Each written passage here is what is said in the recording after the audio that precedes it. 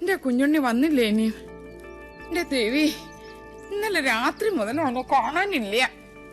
എന്റെ കുഞ്ഞുണ്ണി എങ്ങടാ പോയേ? അറിയില്ല. ആരോടും പറഞ്ഞില്ലേ? എനിക്കറിയില്ല ഏട്ടത്തി. എന്നോട് പറഞ്ഞിട്ടല്ലല്ലോ അവന്റെ പോക്കും വരവും. ദീപാവലി കുളിച്ച് നടക്കട്ടെ, അനുഭവിക്കും. ഈശ്വര, ഈ തുമ്പപ്പൂ നിറമുള്ള പാര അടുത്തിരുന്ന് എന്തൊക്കെയോ ഓതി കൊടുത്തിരിക്കണാവോ. അതെ, കുഞ്ഞിനേട്ടൻ എവിടേക്കാ പോയെന്ന് ഇവിടെ ആരോടും പറഞ്ഞിട്ടില്ല. എന്റെ ആദ്യമ്മ വിഷമിക്കണ്ടേട്ടോ. കുഞ്ഞിനേട്ടനെ വല്ല വീടോ പറമ്പോ തടഞ്ഞിട്ടുണ്ടാവും. അത് നോക്കാൻ വേണ്ടി പോയതാ. വേണ്ട തുളസി, നിന്റെ ചക്കര പുരട്ടിയ മധുരഭാഷണം കേൾക്കണ്ട ഇപ്പൊ. ഒന്ന് നോക്ക് പാറു, അവന്റെ ഫോൺ ഇപ്പോഴും എടുക്കണില്ലേന്ന്. ഒരക്ഷരം മിണ്ടണില്ലേ. അത് ഇപ്പോഴും ചത്തു കിടക്കുക.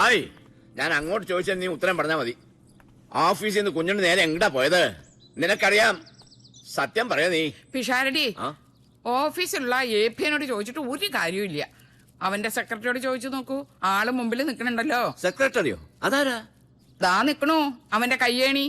ചോദിക്കേണ്ട പോലെ ഇവളോട് അങ്ങോട്ട് ചോദിക്കാത്താൻ. തന്റെ മോളല്ലേ? അച്ഛാ, എനിക്കറിയില്ല. അറിയാം. മര്യാദക്ക് നീ സത്യം പറയാ. കുഞ്ഞുണ്ണി എവിടേക്കാ പോയത്? കിന്നരിക്കാണ്ട് നേര് പറഞ്ഞു നീ. പറയടി, ഉണ്ണി എവിടെ? കുഞ്ഞിനേട്ടൻ ചെമ്പ്രയിലേക്കാ പോയത്.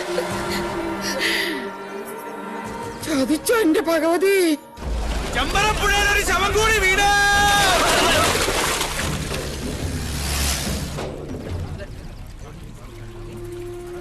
എടോ വിഷഹാരി, ചൂണ്ട കുഞ്ഞുണ്ണിയുടെ ശവത്തെ കൊത്തി വലിച്ചോണ്ട് വരുന്ന കാണണ്ടല്ല. വേണം.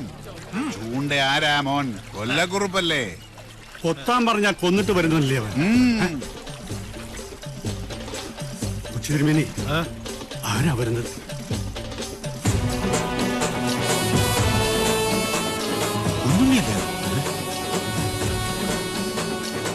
പത്തിപൊന്തിയ വെമ്പാലെ പോലാണല്ലോ അവന്റെ വരവ്.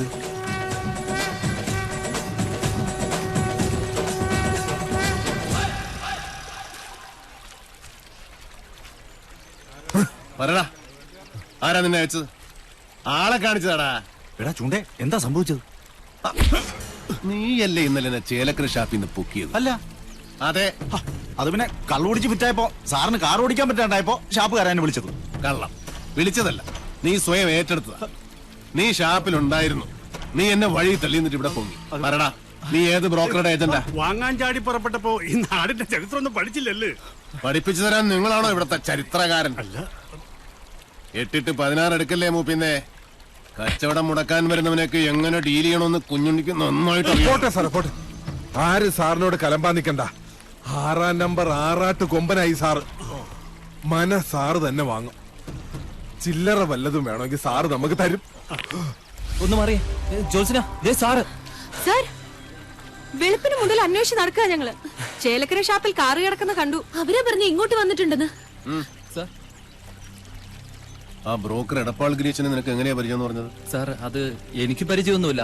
അത് അയാള് നേരിട്ട് ഓഫീസിൽ വന്ന് പരിചയപ്പെട്ട. വാസോ, നീ എന്റെ ഒരുപാട് മേടിച്ചതല്ലേ? ഇത്തിരി എണ്ണ മേടിച്ചിട്ട് നല്ലോണം പുഴുങ്ങി കുളിക്കും. വാ. സാർ, അത് നല്ല മനയാണോ? കണ്ടിട്ട് എന്തായി? ഈ ഭൂമിയിൽ എന്നെ മോഹിപ്പിച്ചതൊക്കെ മോഹവില കൊടുത്ത് ഞാൻ വാങ്ങിയിട്ടുണ്ട്.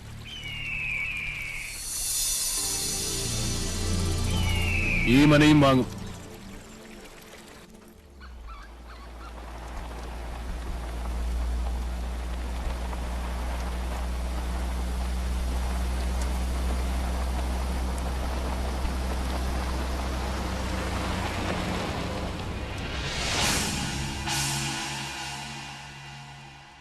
അച്ഛാ, എവിടെയാണ് നമുക്ക് പഴിച്ചത്? ഇന്നൊരു സുദിനമാവുന്ന ഞാൻ വിചാരിച്ചത്. അച്ഛനെ പോലെ എനിക്കും കൊതിയുണ്ട് അവന്റെ ശവം കാണാൻ. അവനെ ഞാൻ ആട്ടിത്തെളിച്ച് കൂട്ടിക്കയറ്റി തന്നില്ലേ? അവിടെ ഇട്ട് വെട്ടിക്കൊല്ലാൻ അച്ഛനൊരു മകനില്ലാതെ പോയല്ലോ.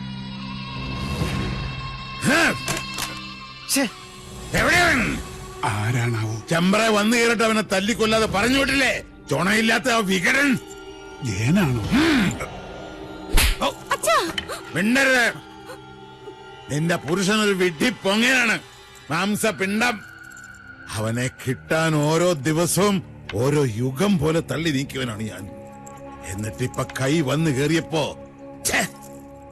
ദാ നിൽക്കുന്നൊരു പൊണ്ണത്തടിയൻ എന്തിന് കൊള്ളാം. അവന് കളരി അറിയാവുന്ന കാര്യം എന്നോടാരും പറഞ്ഞില്ലായിരുന്നു. ലക്ഷണം കണ്ടിട്ട് ആയുസ് മാത്രമല്ല, കുറച്ച് ഭാഗ്യവും മണ്ടയിലുള്ളവനവൻ. അതുകൊണ്ടാ കന്യങ്കൻ തന്നെ അരസിപ്പോയത്. പാവം ആ ഡ്രൈവർ കുട്ടി എന്തുമാത്രം കഷ്ടപ്പെട്ടു. അച്ഛാ കുഞ്ഞുണ്ണി കടവ് കടന്നു വരുമ്പോ ഞങ്ങൾ അവിടെ ആയുധമായിട്ട് കാത്തു നിപ്പുണ്ടായിരുന്നു അല്ലേ വാസു? വാള് പിടിച്ച് കാവല് നിപ്പുണ്ടായിരുന്നു. അച്ഛാ പെട്ടെന്ന് ആരോ ഞങ്ങളുടെ പിന്നിൽ നിൽക്കുന്നതായിട്ടൊരു തോന്നലല്ല, സത്യവാ. പിന്നെ പാലപ്പൂവിന്റെ മണവും വടക്കിലിക്കും. സാവിത്രി യക്ഷി വിളയാട്ടമുള്ള സ്ഥലമല്ലേ തിരുമേനി? അതും വെള്ളിയാഴ്ച. അതെ, അതുകൊണ്ട് കൊല്ലുന്നത് പകൽ വെളിച്ചത്തിലാകാന്ന് കരുതി. നേരം വെളുത്തിട്ട് ഇയാള് കുറെ ഒലത്തി. നിനക്കൊക്കെ ഇവിടെ ധർമ്മപ്പുല്ല് തിന്ന് മാംസം വരിപ്പിച്ച് നിൽക്കാൻ അറിയൂ. പടവെട്ടാൻ വേറെ ആളെ വരുത്തണം.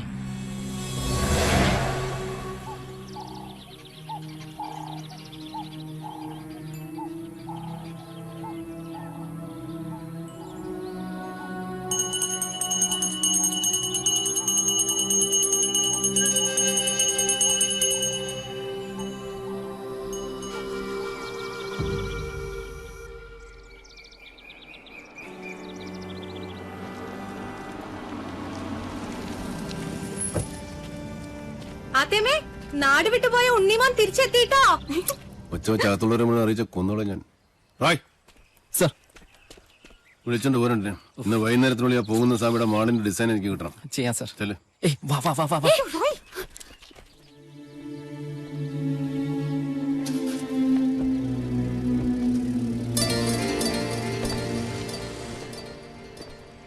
അവിടെ നിക്ക.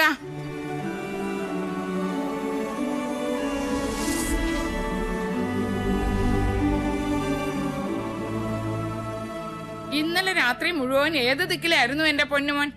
ഞാൻ ഇന്നലെ കുറച്ച് റേഞ്ച് ഔട്ട് ആയി പോയമ്മേ. കുടിച്ച് ബോധം കെട്ട് കിടക്കായിരുന്നു എന്ന് എനിക്കറിയാടാ. നിന്റെ തല കണ്ട അന്നു മുതൽ എനിക്ക് ആദ്യേ വിധിച്ചിട്ടുള്ളൂ സുഹൃതക്ഷയം. അല്ലാണ്ട് എന്താ?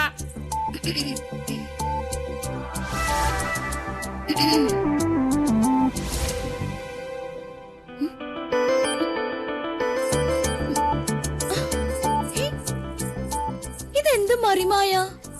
ഇതെങ്ങോട്ടാ മാഞ്ഞത്? കേട്ടി അടിച്ചു തളിക്കറി മരമാക്കറി. നീ എന്നെ മിമിക്രി കാണിച്ച് പേടിപ്പിക്കുന്നു. ഒറ്റ തൊഴിൽ വെച്ചെന്നുണ്ടല്ലോ. എവിടെ അമ്മേൻ പാർട്ടി? രാവിലെ കുട്ടന്റെ കണ്ട് പരാതി പറയാൻ പോയോ?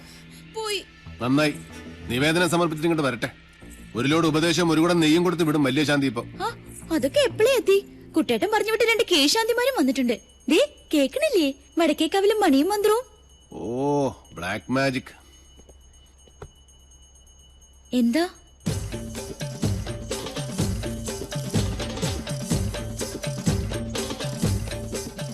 ഇവിടെ ഇപ്പൊ നമ്മൾ രണ്ടുപേരും മാത്രമേ ഉള്ളൂ. അതെ, അതിനിപ്പോ എന്താ വേണ്ടേ?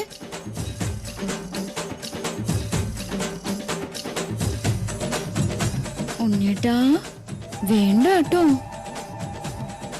ശാരസ്യാര് സമയം കളയാണ്ട് മുകളിലോട്ട് വരിക. ഇപ്പോഴോ? ഇപ്പോഴെന്താ കുഴപ്പം? സമയവും കാലവും ഞാൻ തീരുമാനിക്കും. അനുസരിച്ചാ മതി. ഇതൊക്കെ ആഗ്രഹം തോന്നുമ്പോഴല്ലേ നടക്കൂ.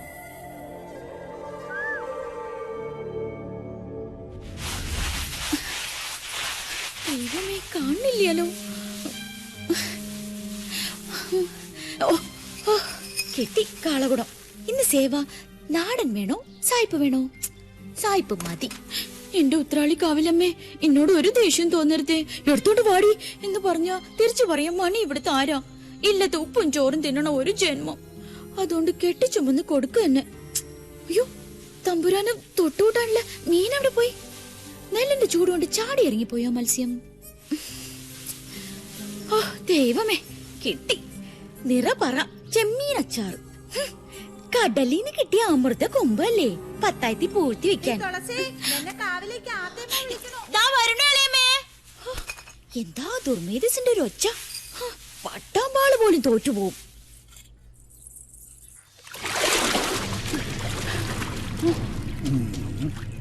ഭഗവാനെ, വാങ്ങിയ പടവുമ്പിലേക്ക് വെക്കാ. വരിക.